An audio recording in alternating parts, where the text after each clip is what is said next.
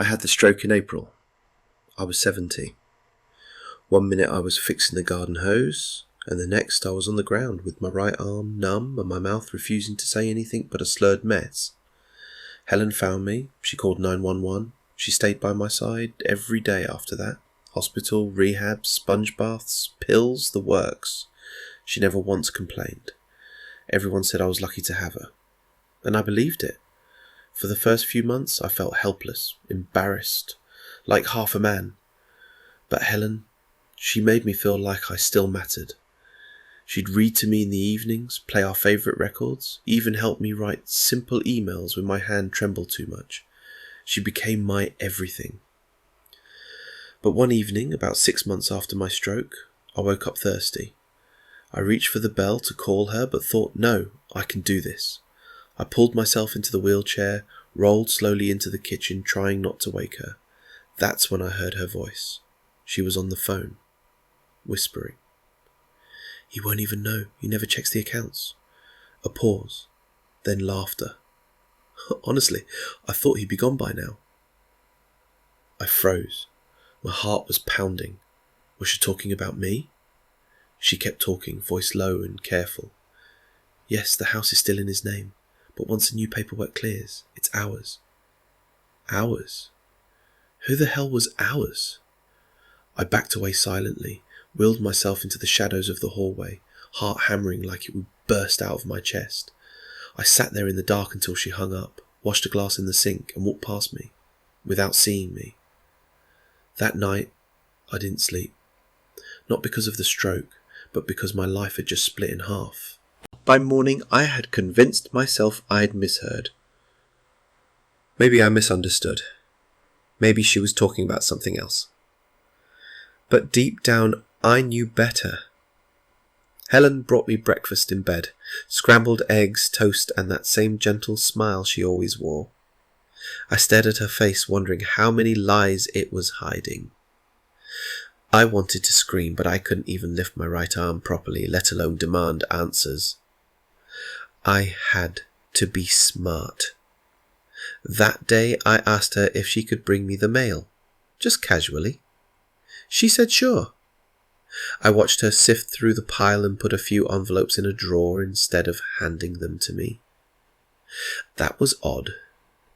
So I waited until she went grocery shopping and rolled myself to that drawer. Inside I found 3 bank statements. Not ours, not the joint account we'd used for 30 years, but a new account under her name only, with a balance of over $48,000. I didn't recognize where the money came from, but I sure as hell recognized a few automatic transfers from our retirement fund. I felt sick. Literally. I had to lie down before I passed out.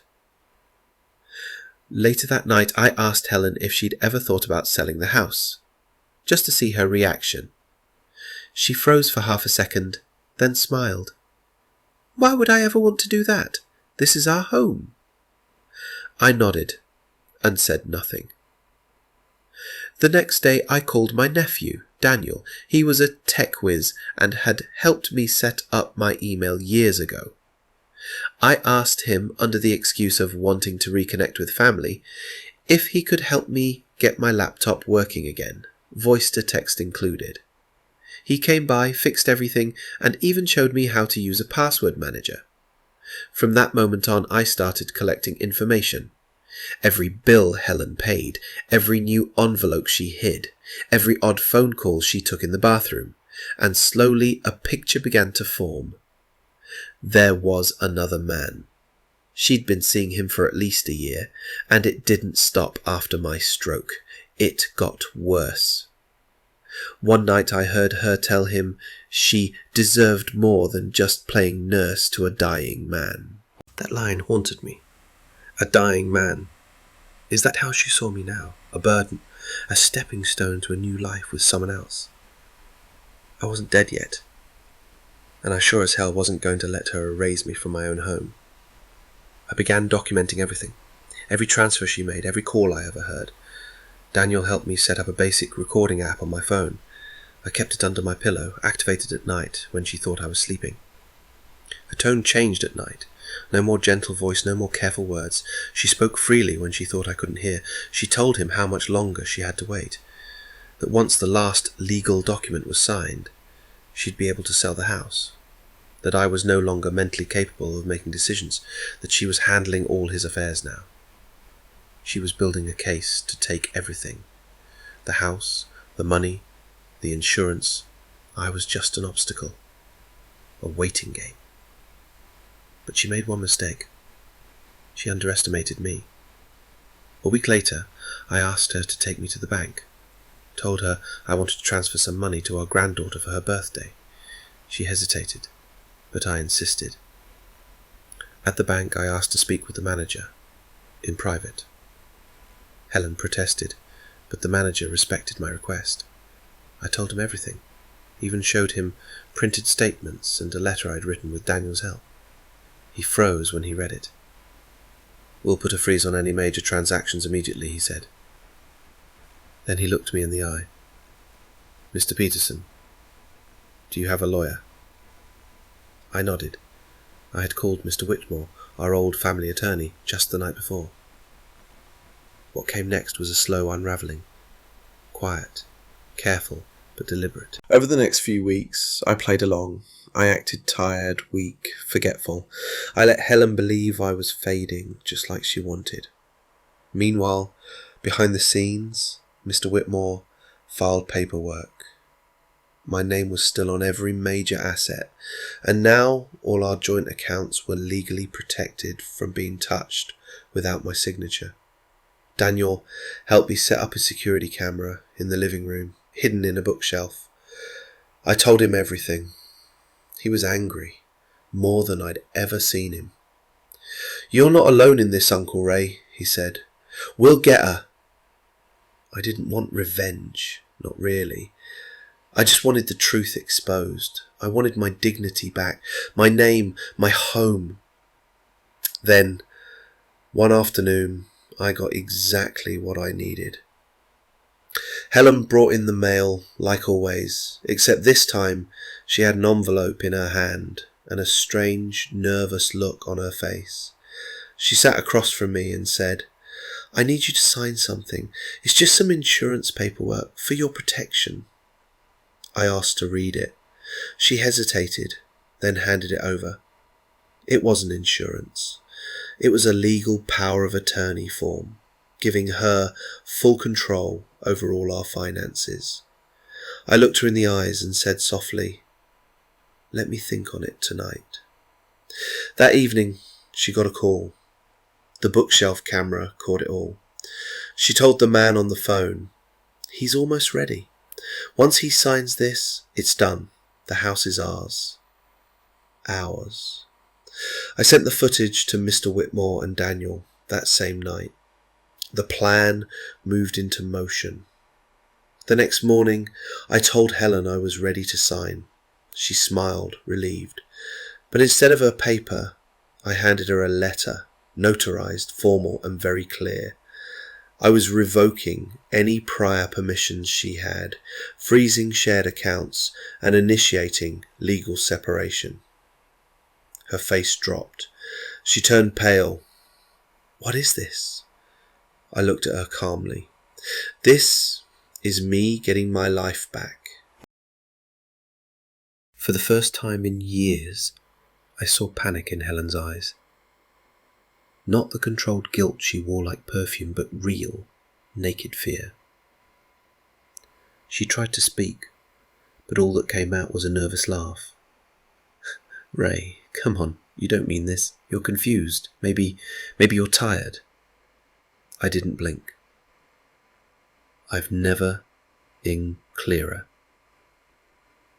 I could see her mind racing, trying to salvage control. But the house was no longer just hers to take. The accounts were frozen, the lawyer was involved. The game had flipped, and she didn't know the new rules. She stormed out that afternoon, slamming the door so hard a picture fell off the wall. I didn't stop her. Later that evening, Daniel came over.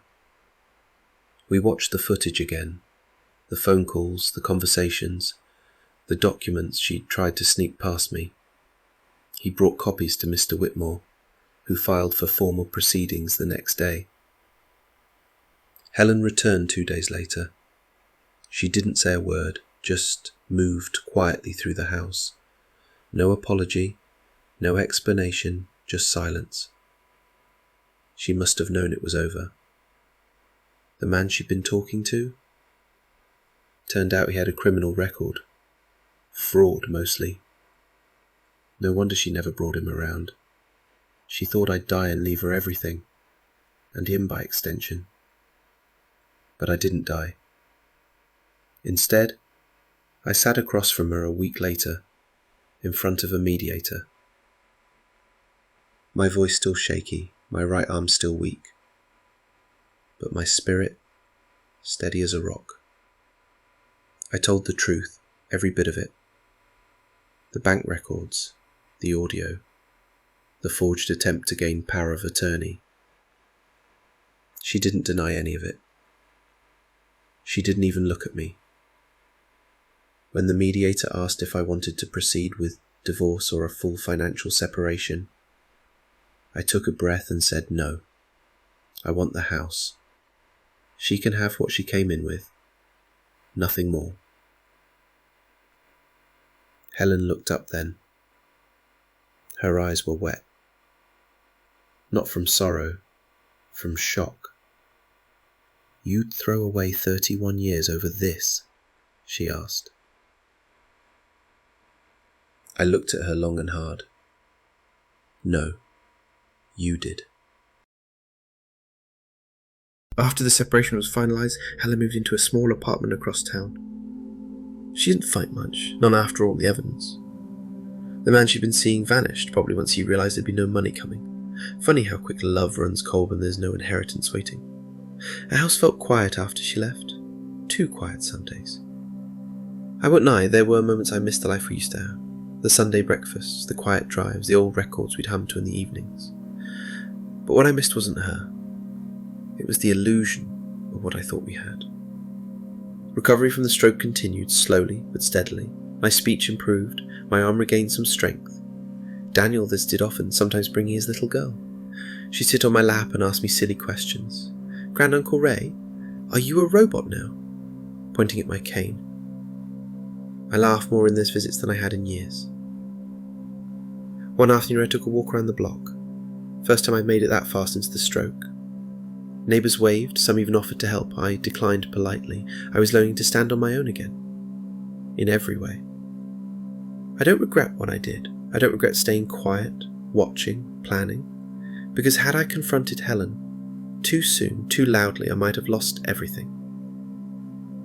Instead, I took back my dignity, my peace, my name. They say betrayal feels like a knife in the back, but when it comes from someone you love, it's not just the knife. It's the years that led you to hand it to them. And yet, even after all that, I don't hate her. I pity her. She had a partner, a home, a life, but she wanted more. And now, she has less than she ever did. As for me, I have a garden to tend, music to play, and a future, even at 71, still full of pages left to write.